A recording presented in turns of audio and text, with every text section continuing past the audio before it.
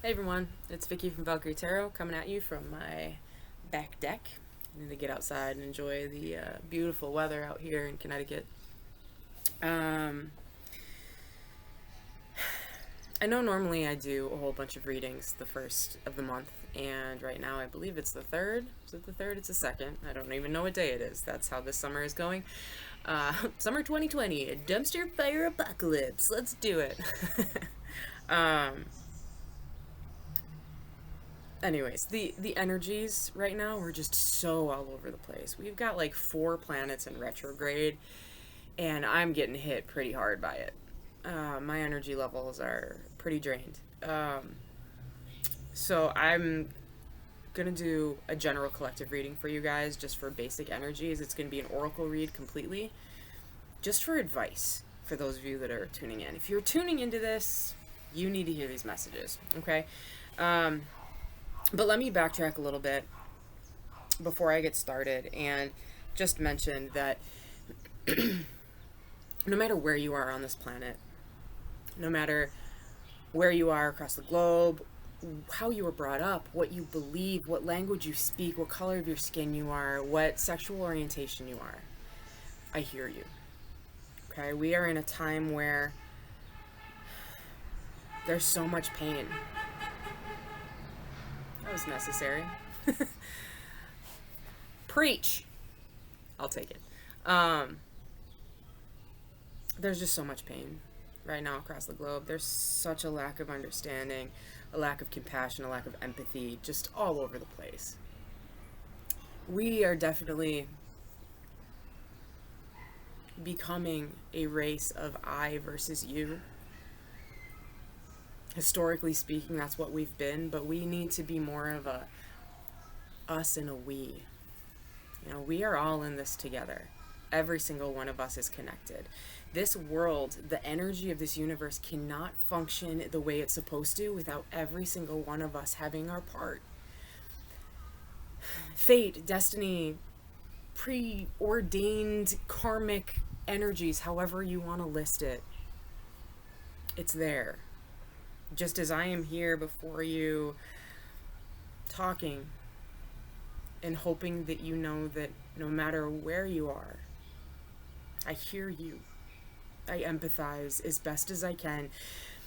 But the truth is, I'm never going to know how you were brought up because I didn't live that life any more than you know how I was brought up, you know? And I think true change comes from stepping outside of our comfort zones.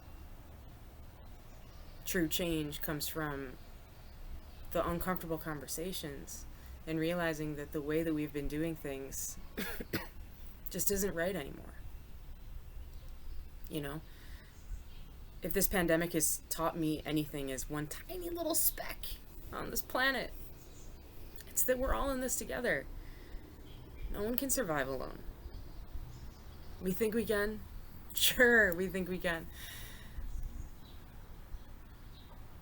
But what's happening on a global level is deep-rooted fears and scars and emotional trauma that has not been dealt with. It's just been swept under the rug and avoided. And this is what we're seeing. We're seeing people find their voice again, which is great. It's beautiful. But an eye for an eye makes the world blind.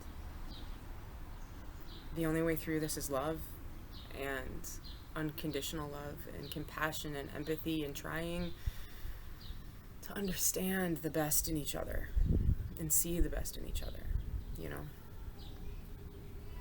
And I know that it's easy for me to sit here, born white, okay, in America, and it's easy for me to talk, but I will be the first one to tell you that my heart absolutely breaks, and I can't help the way I was born any more than any of you guys can.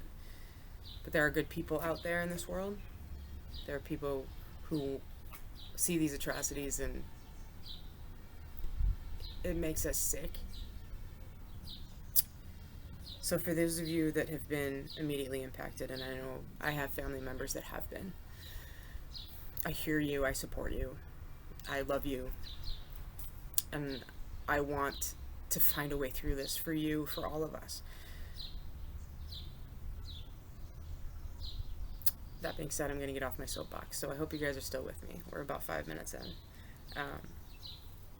But please, again, I'm not trying to make this a political statement.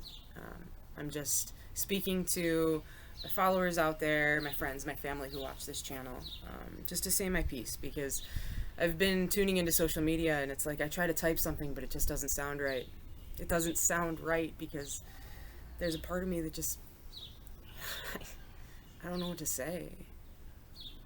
And it's sad. It's sad, but the only thing I can say is that I hear you, I support you. And I really want this all just to be over. And I hope that we can find a true way forward instead of continuing to revert backwards. Because that's what's happening right now. That being said, here we go. Alright, so I have 3 different oracle decks. I have the Lightworkers Oracle. And I have the Moon deck. And I have the Archetypes guidebook. Okay? So what I'm going to do is I'm going to shuffle each one of these on camera. And then I'm going to read from the actual book the advice. Okay?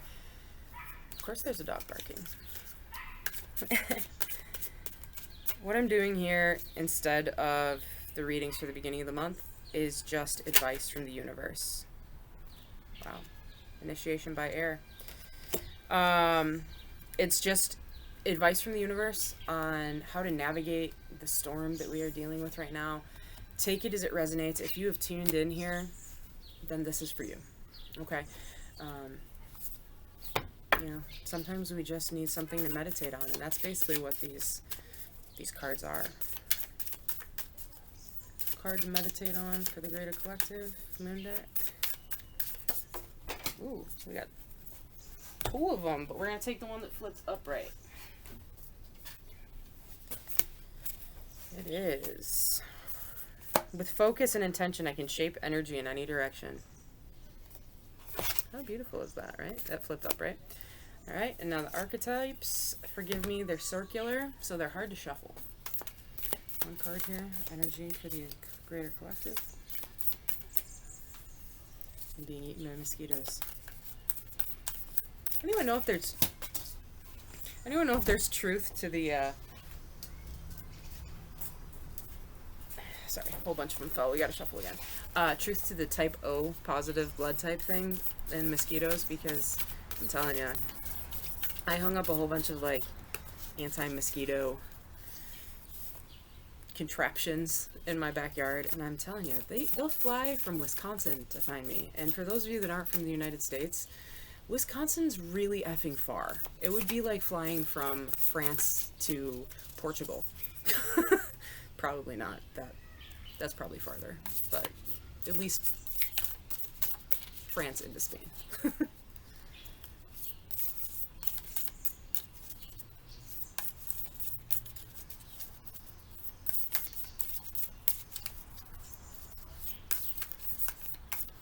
Just one card, come on. Being stubborn. That's the one we want. The one. That's not ominous or anything.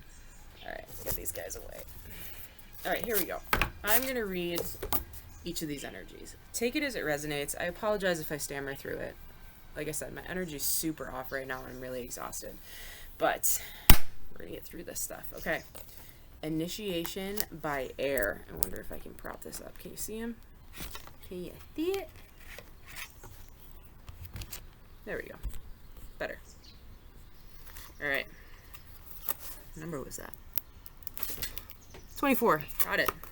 I swear I'm a professional. I know what I'm doing. Alright. Initiation by air. You have a strong and powerful mind. The mind can be a great asset. It can bring comfort, peace, and strength as you take your spiritual journey. It can also be a dark and destructive force, undermining your power, making you doubt your own heart and keep you trapped in fear. The mind, developed without a loving spiritual practice, can be a frightening weapon rather than a liberating sword. How will you choose to use your power? Your mind can become more spacious and luminous if you practice emptying it on a regular basis.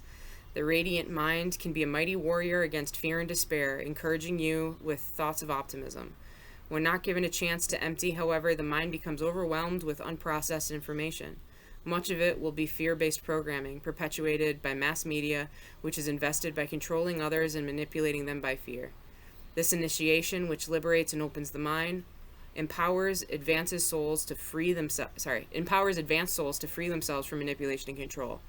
The hallmark of a dysfunctional society is that the mind is expected to dominate the inclinations of the heart rather than serve it. The mind can be trained to be a great manager, creator, or defender of what has genuine value in the heart.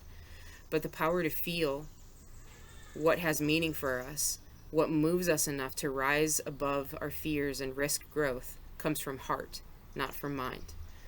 When the mind is given a task to feel, and the heart is told not to feel, paralysis, confusion, and discomfort are experienced. As you enter into this initiation, you will feel the need to step back from what you have been taught and learn to question what you once held to be true. As you disengage from habitual mental patterns, you will begin to observe your thoughts rather than be swept up by them.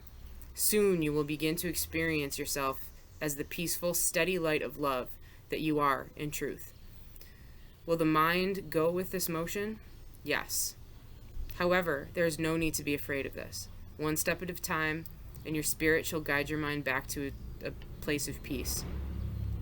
You will change the way you relate to your own mind, becoming more empowered. As you soften the strident action of the mind, you will see that you can use your mental gifts wisely, rather than allowing them to cause you pain. Those who have strong mental energies can accomplish much in terms of communication, invention, and creativity, but they often feel that they suffer from destructive self-talk and mental obsessions. They may even be addicted to thinking, which can wear them out and create cravings for sugar that can lead to depression and illness. Instead, it is much better to regularly take time out from the mind and be in the moment, feeling energized, playful, and at peace. Your mind is a powerful creature. Tame it with persistence, compassion, kindness, and strength. Give yourself rest and an opportunity to switch off and empty your mind as regularly as you can. There is no need to judge or despair. This is an advanced initiation, and one that is brought to you only when you are ready. Consider it a sign of your spiritual progress. The world will benefit from you as you learn to handle your mental energies more constructively. This oracle is indeed an omen of greater peace and happiness in your imminent future. Wow.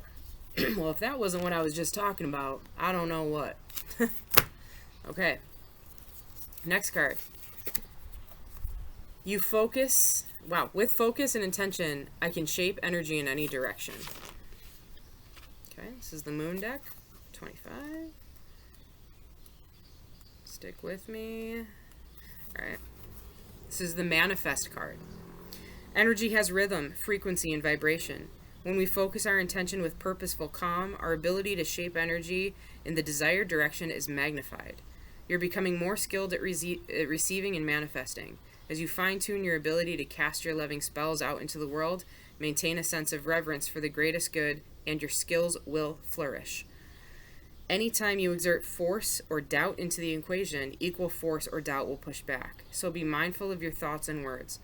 The essence of what you're shaping is perfectly blooming. Remember to also leave room for an element of surprise to unfold. Graciously give and receive as you become a magnetic energy shaper. Everything begins with intention. Again, that kind of echoes what we were talking about too, doesn't it? All right, last one, the one. What number is that, 30? We got 30. Roman numerals. Are those even taught in school anymore in America? I swear. No, we don't teach cursive anymore. We're going to become a whole group of people who don't know how to read history. And then we start repeating it again. Just saying. All right, the one. Our ability to experience this archetype firsthand is limited. It comes in brief and potent moments that we are left to savor for a lifetime. The one is both the energy that unites all living beings and our capacity to sense this intimate union. This archetype eludes us most of our lives, appearing as a concept in a distant galaxy. Yet, when we are in the midst of its power, a solemn reverence falls across all the land. We glimpse ourselves in the vastness of all consciousness and are neither small nor large within that field. We are neither important nor unimportant. All duality fades away, and we are left with what is, the precious knowing that life is a gift, and we are both the giver and the receiver of this fortune. Well, there we have it. If the energy of those cards didn't exactly just say what I just said, I hope all of you out there are safe and healthy and can take some time to meditate, step away, take a bubble bath, some Epsom salt bath, or, take some time in nature like I am. Try and ground yourself again. Remember, everything is energy. We are energy. Negativity is infectious, but so is positivity. Choose not to hate. Choose to love. And that's all I got for you guys this week. Once my energies get back, I'll get back into the normal readings.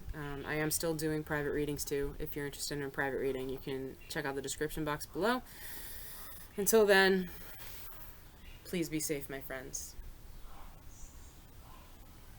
Make good choices.